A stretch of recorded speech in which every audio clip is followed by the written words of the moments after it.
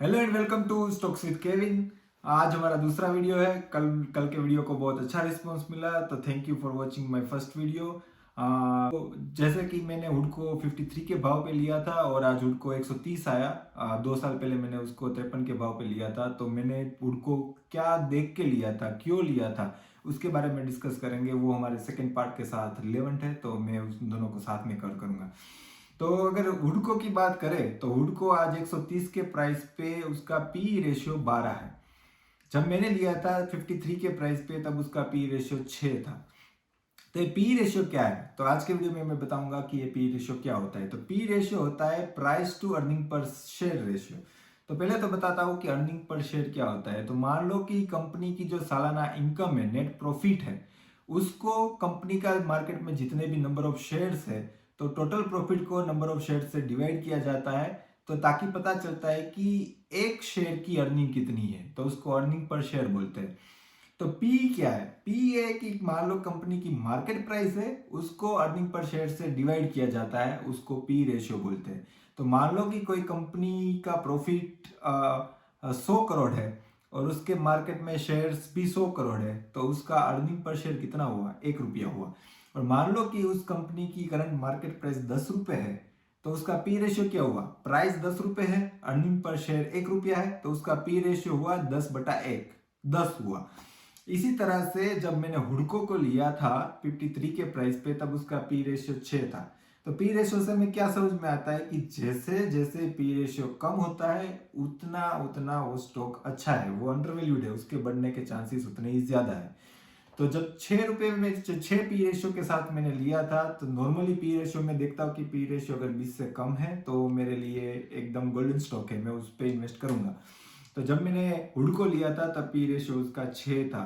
और अभी भी इतना बढ़ने के बाद 53 रुपये में मैंने लिया था, आज 130 रुपये, फिर भी अभी उसका पी रेशियो 12 है। मतलब अभी भी मैं उसको होल्ड करके रखूंगा जब तक कि उसका पी रेशियो 20 या 20 से ऊपर ना हो। तो मैं ये देखता हूँ कि पी रेशियो क्या है कोई भी शेयर में इन्वेस्ट करने से पहले।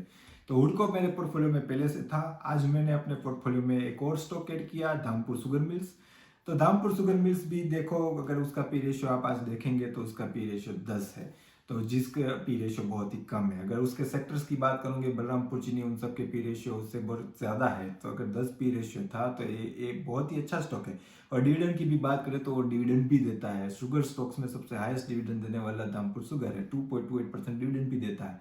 तो इसलिए मैंने धामपुर शुगर को अपने पोर्टफोलियो में ऐड किया। मेरे पास पहले से थे 220 के भाव के, लेकिन आज गिरा, वो माइनस था, तो मैंने आज उसको और ऐड किया मैंने अपने पोर्टफोलियो में। तो ये जो थॉट प्रोसेस है वो मैं फॉलो करता हूँ। मैं स्टॉक देखता हूँ कि उसका पी रेशियो कितना है, कंपनी का मतलब फाइनेंसिस अच्छा है, पी रेशियो कम है, प्राइस कम है, और अंडर वैल्यूड है, उसके बनने के चांसेस बहुत ज्यादा है। डिविडेंड देता है तो ये तो सोने पे सुहागा हो गया कि पी रेशियो भी कम है, उसके ऊपर से डिविडेंड देता है, तो मैं उसको डेफिनेटली लेता ही लेता हूँ। तो ये बात हुई पी रेशियो। एक और अदर फैक्टर है जिसको बोलते हैं पीबी रेशियो। तो पीबी रेशियो क्या है? तो उसको बोलते हैं प्राइस टू बुक वैल्यू। तो बुक वैल्यू कैसे डिसाइड होती है, तो ये समझिए।